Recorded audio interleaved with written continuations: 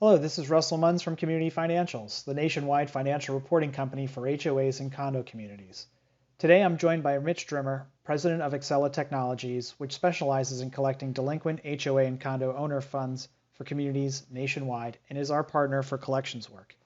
In this video, Mitch will show us Axela's portal where delinquent owners go to manage their delinquency. Now I'd like to show you a very lovely piece of technology that we have here for the delinquent owners, and this is what we call our owner portal.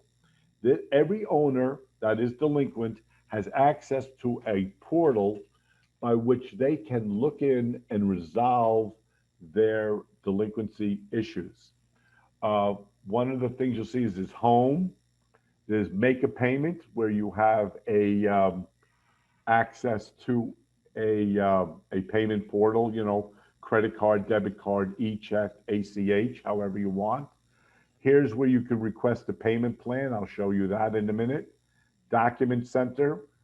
This is where you could look at the governing documents, and we just happen to put them up there because a lot of people will say to us something like, the late fees and late interest aren't $25. Well, we say, let's have a look at the governing documents, and we'll see what they are. If somebody wants to dispute, and there are people who have good reason to dispute, money wasn't applied or checks were lost or things happened, they could dispute it. So let's see how it goes one by one, what it looks like. This is called requesting the payment plan. So you press on that button, and this is not truncated because I wanted it to be very clear. So right now, this unit owes $4,990.89. If he wants to enter into a payment plan, and the board of directors is the one who tells us the length of the payment plan they are most likely to tolerate. In other words, if you tell me it's okay to do payment plans for 5 years, I won't tell you, Russell will tell you, no, 5 years is not what you want. I recommend 12 months, and in certain circumstances, I'll go as far as 18 months, okay? And so this payment plan right here that we're looking at is for 12 months. It allows only to go up to 12 months. So as you can see, the subject here, he said, you know what? I'm going to pay this off in 4 months. Now, very important for you to understand that if he wants to pay this off in 4 months, this 4 months contemplates the 4 months of assessments, maintenance fees that he has to pay during the time, his tenure as a person on a payment plan. So I'm not looking to collect $4,990.89. I'm looking to collect, and if you could see it here, I hope you can see it here, $6,276.28, because that's how much he'll owe after 4 months, and he has to pay $1,500 a month. And when he's settled with his payment plan, he hits next. This is not a live presentation, these are screenshots. A contract will pop up. You could make an electronic payment. You electronically sign it. It gets sent to us. We electronically sign it, send it back to us. You tell us if you'd like to be reminded with a phone call, a text message, or an email, and the payment plan comes in. And if you fall off the payment plan, you're going to hear from us. You're going to hear from us within 36 to 48 hours if you haven't made your payment plan. We like to encourage people to do recurring payments on their payment plan so that they don't have to go to the portal once a month and put in their money.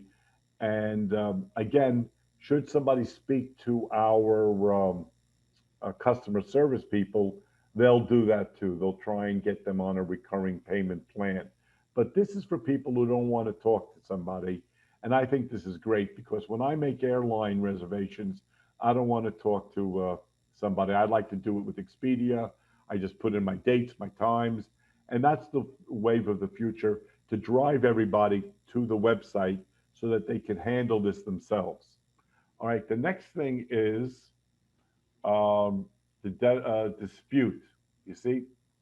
Now, sometimes people have legitimate reasons to dispute.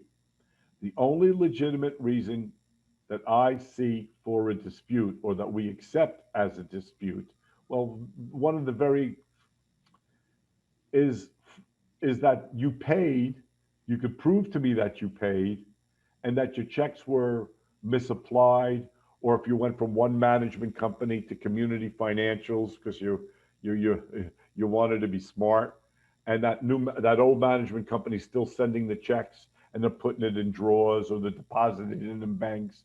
People make payments and checks don't show up where they should.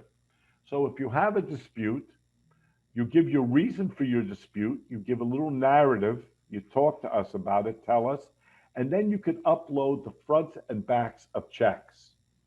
Now, a lot of people may have a dispute and say, COVID-19, the pool's been closed, the gym's been closed, I live in a condo, I don't feel like paying. That's not a dispute, that's not an excuse, and that's not acceptable, and it won't be acceptable by us, and we'll let them know. And the thing is we're the ones who are letting them know, not Russell, not the board of directors. We take the heat, and we talk to them reasonably and logically and say, look, yes, COVID-19, and you can't use the pool, but the pool still has to be maintained. The water has to be changed. We know condos, and these calls are usually, if they do call, they last a long time. But this is, again, the portal where they're not calling. And so if they want to enter a dispute, we'll do a dispute and we will review it and we will get back to them. Again, the only time a dispute will has any potential to be successful is if they are proving to us that they've made their payments. It does happen. We get some pretty crazy disputes. Some people will tell us they don't live in an HOA.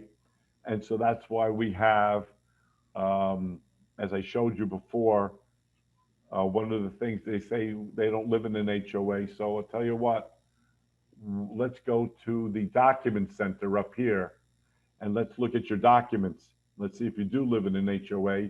And sometimes we have to dive into court records to prove that they live in an HOA and a mandatory association. And then, we bring them to reason and logic. We get paid. We send the money to your operating account, and that's it. And again, as I said, if people are not being reasonable and they will not pay, we will do an analysis, and then we'll talk about foreclosure. Because, ladies and gentlemen, foreclosure should be the very last step, the very last move, the very last idea you have in your minds as far as how to collect money from a delinquent owner. It's a harsh thing to take somebody's home away from them for want of a few hundred or a few $1,000s. And that's why HOAs get a bad name. How many times have you picked up a newspaper and see Iraqi war veteran returns to find out that his home has been foreclosed upon for $400? Well, we don't want that to happen. We don't like that to happen. And we want to back off. Terrific. All right. Thanks, Mitch. And I'll have Mitch's contact info in the video links for this recording on our YouTube channel. Right. And if you want to reach out, you can get in touch with me at info@communityfinancials.com. And if you need to get in touch with Axela, you can visit their website. Mitch, what's the website? Website. There we go. Mitch at Axela.com -tech.com. That's my telephone number and my email. I believe in what Community Financials does because I've seen too many management companies try to cover too much. And you're only as good as your on-site manager and the back office. And Russell doesn't do facilities, but he does do financials. And the back office is no finer back office than Russell. And for me to become one of Russell's partners, I had to jump through a lot of hoops, and it wasn't easy. And so I commend you because I think it's the best way to run a community association. Have the money, carve out the financials, and let somebody who knows what they're doing handle it for you every year. And the same thing goes for collections. Facility management, hey, what are you going to do? You call a landscaper, you get 3 bids, you're done, and that's that. Okay, folks? Thanks, Russell? Mitch. Appreciate it. Thanks, everybody, for watching. If you have any questions, feel free to reach out to us. Thank you so much. Bye-bye.